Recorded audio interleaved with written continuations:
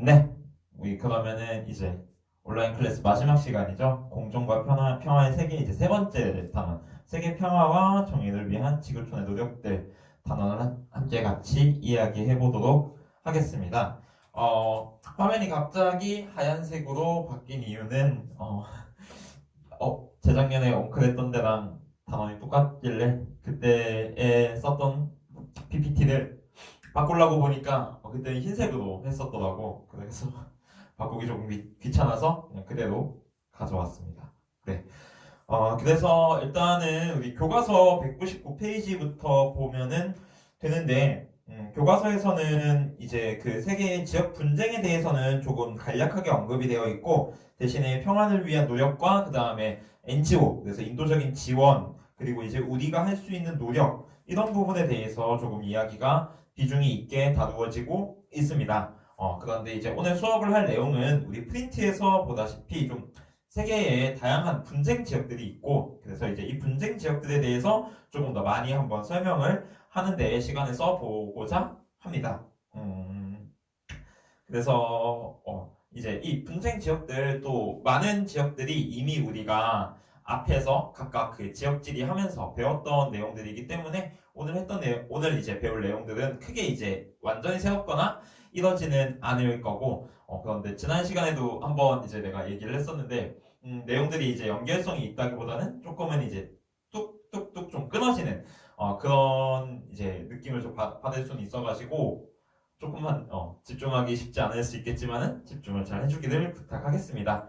그래서 세계의 주요 분쟁 우리 지도를 같이 보면서 지도에서 어떤 지역에서 나타나고 있는 분쟁인가 같이 이야기를 해보도록 하겠습니다. 자, 표 순서대로 진행이 될 예정이고요.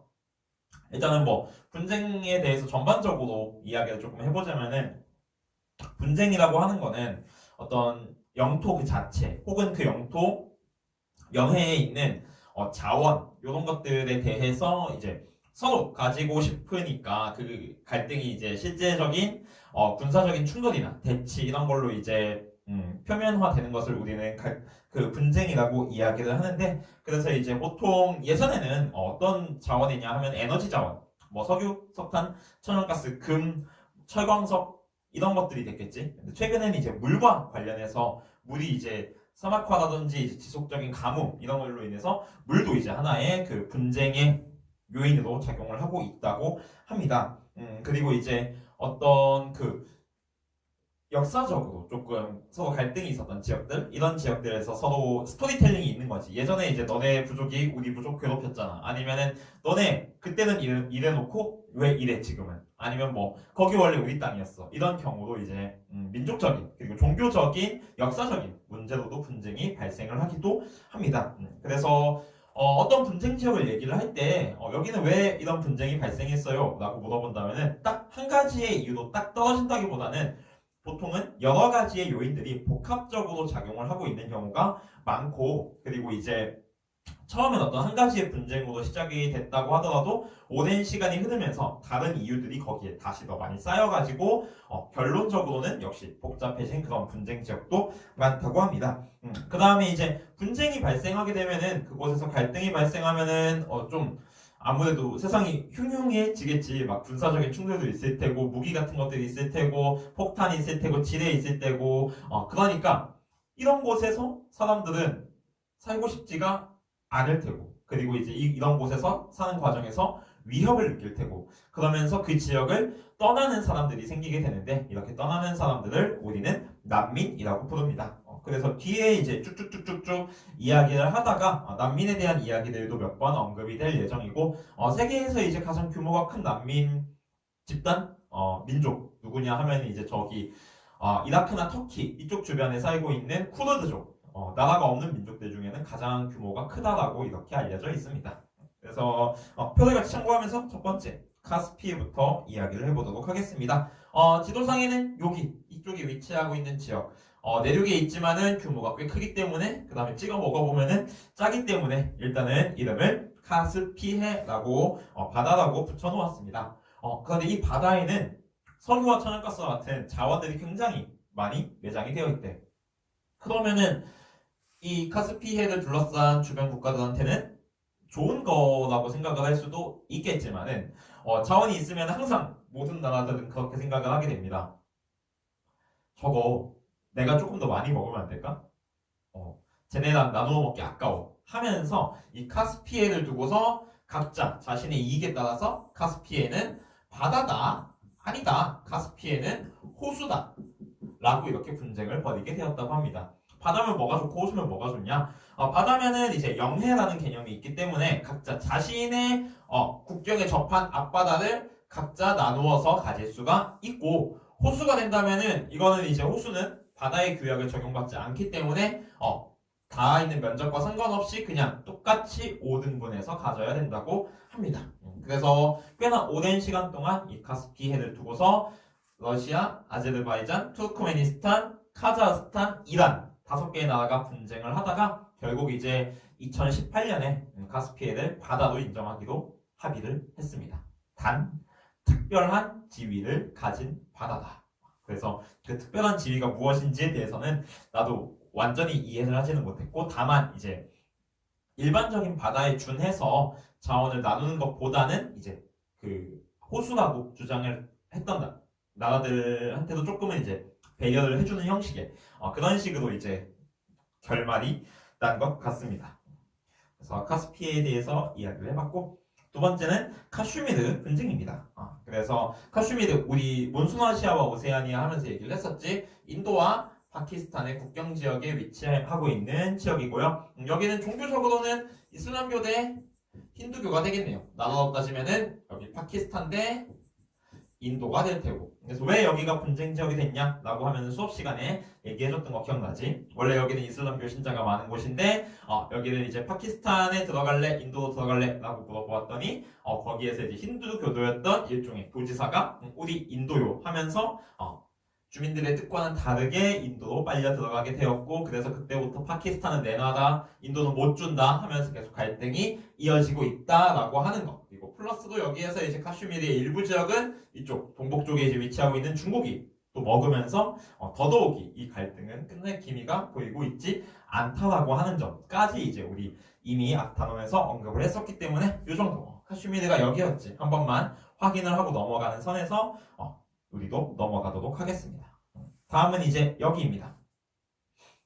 정확히는 이제 여기라기보다는 이쪽에 있는 섬들을 나타내는 단어, 이제 일본어로 일본에서는 쿠릴 열도라고 부른다고 하지요. 그래서 여기는 러시아랑 일본 사이에서 영유권 다툼이 있는 지역이고, 역사적으로 보게 된다면은 원래는 이제 지금은 이제 일본에 흡수된 소수민족이 아이누족, 이 사람들이 살던 곳인데 아이누족은 따로 나라를 이룬 바가 없기 때문에 그래서 이제 그때부터 러시아 거다 일본 거다 막 이렇게 말이 많았는데, 러일 전쟁 이후로 뭐 일본이 먹었다가 다시 이제 2차 세계대전 이후로 그 일본이 패전국이 되면서 소련이 가지고 갔다가 다시 보통 이제 여기에서 섬을 여러 개가 있어. 근데 4개 섬이 이제 가장 큰 섬이어서 대표적으로 이야기를 하는데, 이 4개 중에 2개는 소련이 돌려주겠다라고 했다가 다시 이제 뭐였더라? 일본이 뭐 이렇게 좀 아마 소련의 마음에 안 들게 했겠지. 그래가지고 에이 안 돌려줘, 없던 일로 해, 이런 식으로 막 역사적으로 왔다 갔다 했던 그런 섬들입니다. 그래서 지금은 이제 러시아가 실효 지배를 하고 있고, 앞으로는 또 어떻게 될지는 잘은 모르겠습니다. 어쨌든 러시아와 일본 사이에 영토 분쟁이 있는 지역 쿠릴 열도였고요. 그 다음에 이제 우리 이쪽 아시아, 그 중에서도 이제 남아시아 쪽에서 대표적으로 3개의 분쟁이 있는데 이 3가지의 분쟁에 대해서 각각 한번 이야기를 해보도록 하겠습니다. 먼저 이 지역, 바로 난사군도에 해당하는 지역입니다. 그래서 여기는 꽤나 속해 있는 그 분쟁 당사자국들이 많은데, 베트남 앞바다니까 당연히 베트남, 필리핀 옆바다니까 필리핀, 뭐 이제 중국, 대만, 그 다음에 또 어디도 있었더라? 뭐 이쪽에 뭐 브루나이, 이런 식으로 이쪽 바다와 근처에 있는 국가들이라면 다 이렇게 한 마디씩 거들고 있는 그런 조금 복잡한 여러 나라들이 섞여 있는 그런 이제 분쟁 지역이 이 난사군도입니다. 난사군도 뭐 다른 자원적인 의의도 있겠지만은 기본적으로는 여기가 남중국해에서 왔다 갔다 할 수 있는 해상 교통의 중심지이기 때문에 이곳을 이제 자기의 땅으로 확보를 할 수가 있다면은 이 해상 무역, 해상 교통에서 상대적으로 유리한 점을 가져갈 수 있어서 많은 나라들이 탐을 내고 있는 지역이라고 합니다. 그래서 특히나 이제 베트남과 중국 이 두 나라가 조금 이제 격렬하게 이 지역을 두고서 다투고 있습니다. 그래서 여기가 난사군도였고, 그다음에 이어서는 잠시 헛소리를 해서 다시 센카쿠 열도부터 설명을 하고 가도록 하겠습니다. 센카쿠 열도 같은 경우는 이제 위치상으로 봐도 알 수 있듯이 중국과 일본 두 나라가 이제 이 지역을 두고서 갈등을 벌이고 있는 지역이고요. 뭐 대만까지도 이제 같이 이야기를 할 수가 있겠네. 이 지역 같은 경우는 아까 난사군도 얘기를 했던 것과 같이 이제 해상 교통의 어떤 중심지 역할을 할 수 있다는 것 한 가지와 이 주변에서는 이제 여기만큼 이런 뚜렷한 섬들이 많이 없다 보니까 이 지역을 차지를 하면은 주변에 이 나라의, 그러니까 우리나라의 영해를 넓힐 수 있다라는 이런 장점이 있어가지고 센카쿠 열도 같은 경우도 특히 이제 중국과 일본의 갈등이 조금 이제 격한 이런 지역이다라고 생각을 하면은 되겠습니다. 그래서 막 서로 그 전투기 띄우고 막 항모 올리고 이런 식으로 한 번씩 심심하면 뉴스가 나오는 지역이 이 센카쿠 지역입니다. 그 다음에 이제 여기 시사군도인데 시사군도 같은 경우는 역시 또 베트남, 대만, 중국 이 세 나라가 인접해 있으니까 이 세 나라에서 갈등을 벌이고 있는 지역입니다. 그래서 계속 반복해서 얘기를 하지만 난사, 센카쿠, 시사 전부 다 이제 남중국해 쪽에 위치해 있기 때문에 이 세 개의 분쟁에는 일단은 중국이 끼어 있다라는 거 한 가지랑 셋 다 이 지역을 차지를 하면은 해상교통의 중심지, 해상교통의 요충지를 차지할 수 있다는 점에서 장점이 될 수가 있고, 그 다음에 이제 섬들을 차지를 하면은 단순히 그 조만한 섬을 차지를 하는 게 아니라 섬 주변에 영해, 우리나라의 영역으로 인정받는 바다를 넓힐 수 있다. 이런 점이 이제 중요해가지고 이렇게 많은 나라들이 바다에 있는, 막상 그 섬 보면은 섬 크기는 별로 크지도 않고 그냥 조만한 섬들이거든. 그래서 이 섬을 가지고서 이렇게 투쟁을 합니다. 그래서 아까 여기서부터 얘기했던 난사, 그리고 센카쿠, 그리고 시사까지 이 세 개의 분쟁 지역은 그냥 하나로 엮어가지고서 이쪽 남중국해, 동중국해 주변에서 이렇게 세 가지의 분쟁이 있구나라고 한 번에 기억을 해두면은 좋습니다. 그래서 계속 얘기하지만 중국이 이 모든 분쟁에 끼어 있다라는 사실까지 기억을 해주기를 바랍니다. 그 다음에 이제 우리 북아메리카 지역으로 넘어갑니다. 여기는 아직까지 수업에서 다루지는 않았는데 곧 이제 수업 시간에 다룰 예정입니다. 이쪽 퀘벡주 같은 경우는 기본적으로 이렇게 우리가 이쪽 지역을 앵글로 아메리카라고 하잖아. 앵글로 아메리카라고 하면은 앵글로 아메리카는 기본적으로 영어를 쓰고요. 그 다음에 종교는 개신교를 믿습니다.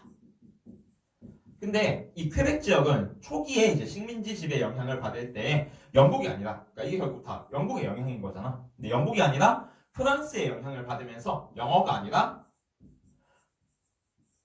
불어를 쓰고요. 그 다음에 개신교가 아니라 가톨릭을 믿는 지역이라고 합니다. 그래서 캐나다도 당연히 이제 대부분 영어와 개신교를 영어를 쓰고 개신교를 믿는 지역인데 이 퀘벡 지역만 불어를 쓰고 가톨릭을 믿는 지역이다 라고 해가지고서 이 지역이 이제 얼마 전에도 그리 오래되지 않은 때에도 분리 독립을 위한 막 이렇게 국민 투표도 하고 그 지역 투표도 하고 했었던 지역입니다. 그래서 앵글로 아메리카 지역에서는 이제 배우겠지만은 크게 뭐 민족 분쟁이나 지역의 분쟁하면은 크게 나올 게 없이 이쪽 퀘벡주의 하나, 그 다음에 이제 이쪽 라틴 아메리카에서 미국으로 이민을 오게 되니까 이 이민을 오는 사람들을 우리는 히스패닉이라고 불러. 그래서 히스패닉 같은 경우는 역시 왜 지었지? 앵글로 아메리카 지역이 영어에다가 개신교라고 했잖아. 히스패닉 같은 경우는 얘네들은 이제 기본적으로 남아메리카 지역은 스페인이나 포르투갈의 식민지 지배를 받았지. 그래서 스페인어에 그다음에 여기도 가톨릭을 믿는다고 합니다. 그러다 보니까 역시 이쪽 지역도 서로 문화가 다르니까 갈등이 발생할 수밖에 없겠지요. 그래서 퀘벡주 이야기하면서 북아메리카 지역의 어떤 분쟁까지 같이 이야기를 해 보았습니다. 이어서는 이제 여기 북아일랜드 지역입니다. 그래서 저기 영국이지. 영국은 누가 봐도 영국이지. 영국은 이제 애초에 유나이티드 킹덤 연합왕국이지. 그래서 원래는 잉글랜드, 그 다음에 스코틀랜드, 웨일즈, 마지막으로 아일랜드 이렇게 네 개의 지역이 연합해서 하나의 왕국을 그 국가를 결성을 한 지역인데 이 중에서 이제 아일랜드가 독립을 하게 되죠. 아일랜드가 독립을 하게 됩니다. 그러면서 이 아일랜드 섬의 일부 지역이 남아가지고 북아일랜드라는 지역으로 여전히 이제 여기는 영연방의 그 영국에 속해 있습니다. 그래서 이 지역을 두고서 아일랜드 사람들은 야 나가 너네까지 다 밀어내고서 우리 그냥 아일랜드 섬을 다 우리가 통치하고 우리가 한 나라가 될 거야 라고 하고 영국 입장에서는 왜? 내가 왜 그래야 돼? 이렇게 되는 거지. 그래서 이제 여기에서 굉장히 이제 많은 갈등이 있었고 그래서 90년대 초반까지만 해도 막 도로에서 폭탄 테러 하고서 그럴 만큼 과격한 지역이었는데 지금은 이제 어떤 그 양쪽 입장들이 다 좀 이렇게 잘 이야기가 돼가지고서 예전만큼 그렇게 과격한 시위나 이런 것들은 벌어지지 않는 편이고 다만 이제 뭐 북아일랜드라는 지역이 이대로 영국에 남아 있으면은 여전히 그 아일랜드 사람들과 그 다음에 북아일랜드에 있는 그러니까 정확히는 북아일랜드 내부에 있는 친아일랜드 사람들과 친영국 사람들 이 사람들 사이에서 계속 갈등 자체가 없어질 수는 없겠지요. 북아일랜드 유럽의 분쟁 지역이었고요. 그 다음에 이제 여기 구유고 연방이라고 해서 옛날에 유고슬라비아라는 이름으로 한 나라를 이루었던 여러 개의 국가들을 이제 퉁쳐가지고 우리 구유고 연방이라고 하는데 옛날에 유고 연방이었던 나라들 꽤 많아요. 슬로베니아라든지 크로아티아라든지 세르비아, 보스니아, 헤르체고비나 그 다음에 뭐 몬테네그로, 마케도니아, 코소보 이런 나라들이 다 이제 저기에 속해 있는 나라였거든. 근데 애초에 이 나라가 터진 것부터가 굉장히 다양한 민족, 다양한 종교를 가진 사람들을 한 나라에 억지로 이렇게 우리는 한 나라야, 우리 다 같은 국민이야 라고서 엮어놓다 보니까 그 갈등을 이제 감당하지 못하고 터진 건데 그래서 이제 애초에 한 나라일 때도 되게 서로 다양한 민족들이 섞여 있었는데 지금 이제 다른 나라가 되고 나서도 그런 뭐 감정들이 사라진다거나 아니면은 뭐 옛날에 그 좋았던 느낌들이 그대로 있다거나 그러지는 않겠지. 그래가지고 여기도 이제 다양한 민족들 아니면 다양한 뭐 종교를 가진 사람들이 섞여 있기 때문에 필연적으로 갈등이 발생할 수밖에 없는 지역이다라고 이렇게 생각을 해주면 되겠습니다. 그래서 유럽 지역이 갈등하면 이쪽 유고 연방의 갈등 이제 잊을만 하면은 뉴스 나오고 했는데 지금은 이제 이쪽 동유럽 쪽의 모든 갈등과 어그로는 지금 러시아가 다 끌고 있기 때문에 최근에는 유고 연방 이쪽이 주목을 받고 있지는 못합니다. 이어서 이제 어디로 가느냐? 우리는 서남아시아 쪽으로 가겠습니다. 그래서 이스라엘 문제 혹은 팔레스타인 문제지. 그래서 우리 종교 시간에 잠깐 배웠는데 예루살렘이라는 곳은 여러 종교의 성지라고 얘기를 했잖아. 그래서 거기와 그 주변의 지역들 원래 이 팔레스타인 사람들이 모여서 나라 짓고서 잘 살고 있던 동네였는데 이제 2차 세계대전 이후로 유대인들이 다시 이제 우리 고향 땅으로 돌아가서 나라를 세우겠다라고 하면서 오히려 이제 팔레스타인인들을 몰아내고 본인들의 나라인 이스라엘을 세우게 되었죠. 그러면은 쫓겨나게 된 팔레스타인 사람들은 기분이 좋을까 안 좋을까? 당연히 기분이 안 좋고 어이가 없고 뭐지? 미친놈들인가? 이렇게 생각을 하게 되겠지. 그래서 이제 그 지역에서 투쟁을 하게 되고 기본적으로 팔레스타인 사람들은 종교가 이슬람이기 때문에 주변에 있는 이제 이슬람 국가들도 전부 다 팔레스타인 편에 선에 펴가지고 팔레스타인 편에 서서 그래서 이제 도와주고 그럼 이제 이스라엘은 또 이제 뭐 미국이라든지 서방 세계의 지원을 받아가지고서 다시 또 이제 팔레스타인에 치고 이런 식으로 갈등이 반복이 되고 있고 여기도 이제 뭔가 해결된 갈등이라기보다는 아직까지도 살아있는 그래서 지금도 아마도 갈등이 지속되고 있는 그런 지역이 바로 이스라엘 혹은 팔레스타인 지역입니다. 그 다음에 이제 또 유럽으로 갑니다. 벨기에로 가면은 벨기에 같은 경우는 여기 이제 이 네모칸 중에서도 아래쪽에 있는 나라가 벨기에야. 위에 있는 나라는 네덜란드고. 그래서 벨기에라는 나라가 뭐 크기도 그렇게 크지 않아. 우리나라 경상도만 하다고 했던 것 같은데. 그래서 근데 이 벨기에는 크지 않은 나라임에도 다시 생활권이 둘로 구분이 되어 있습니다. 북부지방은 네덜란드어를 사용해. 왜? 벨기에 북부가 네덜란드라고 했지. 그 다음에 이제 그 벨기에의 남부 지역. 벨기에 남부 하면 이제 어떤 나라랑 붙어 있지? 프랑스랑 붙어 있지. 그래서 여기는 프랑스어를 사용을 한다고 합니다. 그래서 한 나라에서 아무래도 언어가 다르다 보니까 서로 교류 같은 게 어려울 수밖에 없고 교류가 어려우니까 서로 갈등이 발생할 여지가 크다라고 해서 벨기에는 북부에 이제 북부를 플란드르 지방 그리고 남부를 왈롱 지방이라고 부르거든. 그래서 이 지역 간의 갈등이 좀 심각한 편입니다. 폴란드와 왈롱 간의 지역 갈등 혹은 이제 네덜란드어 사용권과 프랑스어 사용권 간의 갈등 이 갈등이 이제 벨기에의 주요 분쟁이자 갈등입니다.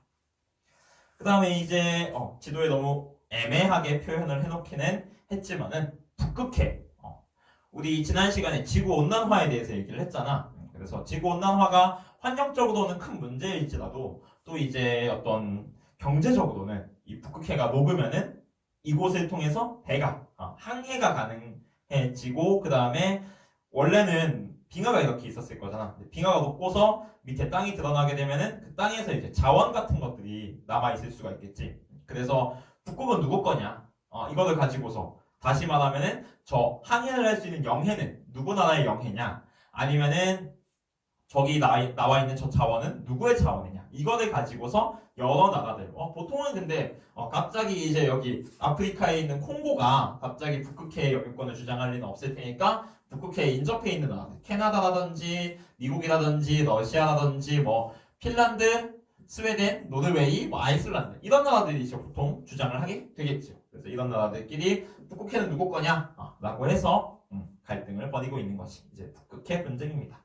그런 생각도 좀 들 거야. 그러면은 남극은 누구 겁니까? 남극은 더 골 때리지. 얘기했듯이 남반구 지역은 남극 주변에 대륙이 없잖아. 그래서 남극은 일찌감치 남극 탐사를 할 때 정해놨다고 합니다. 남극은 과학적인 목적으로만 탐사를 할 수 있고 어느 나라도 영유권을 주장할 수 없다. 그리고 이제 남극에서 자원 채굴 같은 거 하지 말자라고서 이미 세계적으로 협약을 맺어 놓았기 때문에 남극해 분쟁 혹은 남극 대륙 분쟁은 있을 수가 없다고 합니다. 그 다음에 이제 아까 얘기했던 것 중에 하나 물 분쟁이지. 나일강을 두고서 나일강의 하류가 이집트라면은 이 나일강의 뿌리를 찾아보자면은 에티오피아나 수단 아니면은 이렇게까지도 뻗어나갈 수가 있는데 지도에서는 아직 남수단이 독립이 안 돼 있네. 그래서 이제 뭐 탄자니아라든지 에티오피아라든지 그 수단, 남수단 이런 나일강의 상류에 위치한 국가들이 우리도 가뭄인데 물 좀 씁시다. 댐을 건설할게요. 이렇게 얘기를 하게 되는 거고 반면에 이제 이집트에서는 아니 위에서 물 다 쓰면은 우리는 뭘 쓰라는 거냐? 우리 목말라 죽는다. 이제 상류 쪽에서는 네 죽으세요. 이렇게 되는 거지. 그래서 이제 이 한정된 나일강이라고 하는 물 자원을 두고서 상류 지역과 하류 지역에서 갈등이 발생하고 있다고 합니다. 이것도 이제 건조아시아 북부 아프리카 할 때 한번 얘기했었으니까 이 정도 간단히 언급하고 넘어갈게요. 그 다음엔 이제 역시 물 분쟁이야. 이번에는 저기 어디로 가느냐? 베트남으로 갑니다. 이 메콩강이라는 강은 근데 베트남에서 바다로 빠져나가긴 하지만 중국이라든지 라오스, 뭐 캄보디아, 태국 이런 인도차이나 반도의 여러 나라를 다 통과를 해서 흐르는 강이기 때문에 역시 이제 이 메콩강을 두고도 특히 이제 상류 지역에 있는 중국이라든지 뭐 라오스, 캄보디아 이런 나라들과 하류에 있는 베트남 이 사이의 갈등이 조금 심각하다고 합니다. 얼핏 봐서는 여기는 비가 많이 오는 지역인데 열대 지역인데 왜 물 갖고 예민하게 굴어 이렇게 생각을 할 수도 있겠지만은 댐이 건설되고 댐이 건설되고 나면은 그 댐 때문에 그 아래 하류 지역에는 유량의 영향을 받을 수밖에 없어가지고 이제 뭐 메콩강 하류 지역에서 양식업이라든지 아니면 어업을 하는 이런 그 어민들이 상류에서 댐이 건설될 때마다 피해를 많이 보고 있다고 합니다. 메콩강 물 분쟁 얘기까지 해봤고 그 다음에 이것도 이제 우리 몬순아시아 오세아니아 하면서 얘기했었지. 중국의 서남부 지역에서 발생하고 있는 갈등 독립운동 티베트족. 그래서 티베트 이쪽 동네 이름이 시장 자치구라고 이야기를 했었습니다. 반면에 이제 중국의 서북하면 여기는 일부러 써 있는 거 아니겠지? 위구르족이고요. 여기는 신장 위구르 자치구다. 이미 우리 그 지난 단원에서 다 해가지고서 지난 단원이겠네. 그래서 이제 잘 기억하고 있을 거라고 생각을 합니다. 티벳까지 얘기했고, 그 다음에 수단과 남수단 문제. 그 얘기하면서 이거 얘기해야지 했는데 얘기 안 했다. 다시 위로 조금만 올라가서 북극해랑 나일강이랑 보게 되면은 서로 이제 그 위치가 아니라 그 내용이 반대인 걸 볼 수 있습니다. 북극해 분쟁이 바로 북극해 인접 국가에서 나타나고 있고요. 나일강 분쟁이 나일강 연안 국가에서 나타나고 있습니다. 요거 두 개 좀 바꿔주고, 그 다음에 나일강 같은 경우도 영토 분쟁이 아니라 물 분쟁이겠지. 영토 영해 분쟁은 나일강이 아니라 북극해입니다. 그래서 이제 북극해 요약하자면은 북극해와 나일강의 그 분쟁 유형과 주요 대상 국가를 좀 이렇게 위아래를 바꿔주길 부탁합니다. 계속 갑니다. 수단 분쟁. 그래서 수단과 남수단 사이의 분쟁이고 결국 수단은 독립이 되었지요. 그러니까 남수단이 독립이 되었지요. 그래서 왜 사이도 안 좋은데 둘이 같이 사냐라고 물어보면은 수단 입장에서는 남수단이 싫은데 내보내고 싶은데 이 국가의 석유 자원 대부분이 이제 남수단에 위치하고 있기 때문에 저 놈들은 싫지만 저 석유를 포기할 수는 없어. 이런 마음 때문에 함부로 이제 독립을 시킬 수가 없었던 거고, 또 이제 남수단 입장에서는 또 뭐가 문제냐? 남수단에는 석유는 있는데 잠깐만 쉬어볼까? 항구가 없어. 석유를 생산을 해가지고서 수출을 해야 되는데 수출을 하려면 또 이제 수단 쪽에 있는 뭐 포트 수단이라든지 이런 항구를 활용을 해야 되는 거야. 그래가지고 둘은 서로 그렇게 양보해라 못하겠다 양보해라 못하겠다 하고서 오래 싸우다가 마침내 이제 최근에 이것도 남수단도 최근에 독립을 했고, 그러면서 이제 두 나라가 어떻게 합의를 했나 봤더니 수단은 남수단에서 생산되는 채굴되는 석유의 이윤 중에 얼마를 먹기로 했어.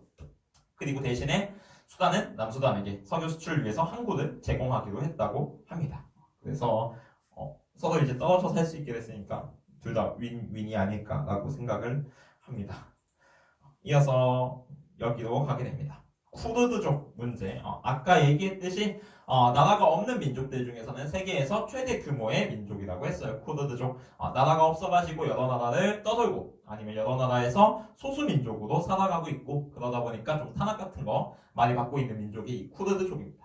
쿠르드족과 관련해서는 뭐 이라크라든지 아니면은 뭐 터키 아니면은 이란 뭐 이런 나라들에서 이제 이 쿠르드족이 좀 상대적으로 많이 살고 있는 편이라고 합니다. 그다음에 이제 미얀마의 로힝야족, 이것도 이제 우리 몬순아시아 지역 얘기하면서 대부분 얘기했었으니까 간단하게만 다시 언급하고 가면은, 로힝야족은 무슨 종교를 믿는다? 이슬람을 믿는다. 얘네의 고향은 어디 쪽이다? 방글라데시 쪽이다. 반면에 이제 이 로힝야족이 지금 살고 있는 나라는 어디? 미얀마다. 미얀마의 주류 민족은 버마족이다. 버마족은 당연히 인도차이나 반도에 속해 있으니까 불교를 믿고요. 그러다 보니까 이 로힝야족과 버마족은 서로 종교가 다를 수밖에 없으니까 원래도 사이가 안 좋을 수밖에 없는 사이였는데, 여기 둘의 갈등은 이것뿐이 아니라 영국에서 식민 지배들, 그러니까 영국이 기본적으로 이쪽 인도부터 다 태국 전까지 이만큼을 다 다스린 거잖아. 그러는 과정에서 우리 손에 피 묻히기 귀찮으니까 저기 방글라데시 살던 로힝야족을 미얀마로 이주시킨 다음에 대신 권력을 준 거지. 그래서 그 당시에 얘네들 로힝야족이 버마족을 엄청 괴롭히고 그러고서 다시 독립이 된 거지. 그래서 버마족이 이번에는 로힝야족을 괴롭히고 있습니다. 얼마 동안? 이제 한 60년 동안 괴롭히는 중입니다.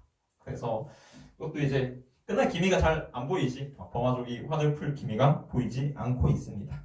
그래서 로힝야족까지 얘기를 했고요. 그 다음에 스리랑카는 이제 싱할리족과 타밀족 두 민족 간의 갈등이 있다라고 해서, 스리랑카는 원래 이제 불교 국가인데 거기에 이제 그 힌두교도들이 들어왔다기보다는 뭐 원래 스리랑카 안에도 힌두교 믿는 사람들도 있고 그 불교 믿는 사람들도 있지 않았겠어. 그래서 둘 사이에 갈등이 존재한다라는 얘기 왔고요. 그 다음에 이제 마지막으로 필리핀 남부의 민다나오 섬입니다. 끝내고 싶은 마음이 너무 강했어. 필리핀 남부의 민다나오 섬인데 이 민다나오 섬 같은 경우는 이슬람을 믿는 모도족들이 이제 원래 필리핀의 주요 종교는 크리스트교잖아. 그래서 이제 둘 사이에 갈등이 있는 편이고 그 다음에 이제 한참 IS 이슬람 테러 세력들이 좀 그 이렇게 위용을 떨칠 때 이쪽 민다나오 섬 쪽에도 가가지고서 도움을 줬다고 하지요. 그래서 이제 더 안 그래도 흉흉한데 더 많이 흉흉했던 그런 이제 한 5년 전, 6년 전 그런 얘기가 있습니다. 그래서 이제 세계의 분쟁 지역을 좀 이렇게 쫙 한번 훑어서 이야기를 해보았고, 한 작년, 재작년까지는 이 분쟁과 관련해가지고서 늘 문제가 하나씩 꼭 나왔었던 걸로 기억을 하는데, 지금 이제 우리가 보고 있는 교과서도 그렇고, 분쟁 자체도 이제 딱 모여서 다루어지기보다는 각 지역에서 다루어지고 있기 때문에, 분쟁 문제가 이제는 반드시 한 문제가 나오겠구나 라고까지는 말을 딱 이렇게 해주기는 어려울 것 같지만 만약에 나온다면은 지금 이야기했던 선에서 크게 벗어날 것은 없지 않을까라고 감히 생각을 해보겠습니다. 이어서 이제 평화를 위한 지구촌의 노력이다 라고 해서 국제연합과 비정부기구 두 가지 측면이 나오게 되고요. 국제연합에는 다시 이제 다양한 하위기구들이 있는데 국제사법재판소나 국제연합평화유지군, 그 다음에 안전보장이사회에 대한 설명이 프린트에 간단히 나와 있습니다. 교과서를 참고해도 괜찮습니다. 그래서 국제사법재판소 같은 경우는 이제 국가 간의 분쟁이 있을 때 이거를 이제 법적으로 해결하기 위해서 중재를 해주는 기구가 이제 여기 유엔에 존재를 한다는 거고, 그 다음에 국제연합평화유지군 같은 경우는 분쟁 지역이나 이런 곳에서 전쟁을 끝내기 위한 목적이라기보다는 보통 평화 유지나 치안 유지를 위해서 이런 그 평화 유지군을 보내주지요. 우리나라에서도 뭐 옛날에 이라크라든지 최근에 이제 뭐 남수단 이런 곳들에 파병이 이루어지고 있습니다. 그리고 이제 안전보장이사회 같은 경우는 국제 현안 같은 것들에 대해서 많은 부분이 이제 의사결정을 내리는 그런 조직이고, 여기는 상임이사국과 비상임이사국으로 나뉘어져 있습니다. 상임이사국은 항상 말 그대로 상임이니까 늘 이사를 하는 국가들. 그 다음에 이제 비상임이사국은 유엔 회원들 중에서 상임이사국 5개 국가들 빼고 나머지 국가들 중에서 이제 10개의 국가들이 번갈아 가면서 하는 자리구나 라고 이렇게 생각을 해주면은 되고, 그래서 이제 처음 유엔이 성립될 때가 그 2차 세계대전이 끝나고 나서였지. 그래서 이제 이 2차 세계대전의 승전국들과 관련이 있는 5개의 그 상임이사국이 당연히 미국, 러시아, 그 다음에 중국, 그 다음에 영국, 마지막 한 나라가 어디일까? 프랑스. 그러니까 이래서 이렇게 5개의 국가가 유엔에 늘 이사로 재직할 수 있는 상임이사국의 위치를 차지를 하고 있습니다. 그 다음에 이제 비정부기구 하면은 비정부기구 같은 경우는 인류의 존엄과 공공의 이익을 위해서 결성이 되었다. 지난 시간에 환경과 관련해서 그린피스 이런 거 얘기했고, 환경 문제 이외에도 이제 뭐 국제 엠네스티라든지 국경 없는 의사회 같은 다양한 분야에서 많은 이익을 위해서 형성이 되어서 운영이 되고 있습니다. 그리고 이제 교과서로 보게 되면은 교과서 이제 202페이지 세계 평화와 정의를 위한 세계 시민으로서의 가치와 태도에 대한 내용이 나와 있고요. 교과서뿐만 아니라 이제 프린트에도 그것과 관련된 이야기들이 나와 있으니까 뭐 이 정도는 가볍게 한번 읽고 넘어가도 충분히 이해할 수 있는 내용일 것이라고 생각을 합니다. 그래서 이제 마치 우리 세계지리 진도를 다 끝낸 것과 같은 기분. 아직 7단원이 남았고 밤마다 6단원 1시간에서 2시간 남아있기는 하지만 뭔가 홀가분한 기분을 간접적으로 느껴보았습니다. 오늘까지 온라인 클래스 듣느라고 고생 많았고 우리 다음 주에 학교에서 다시 만납시다. 고생하셨습니다.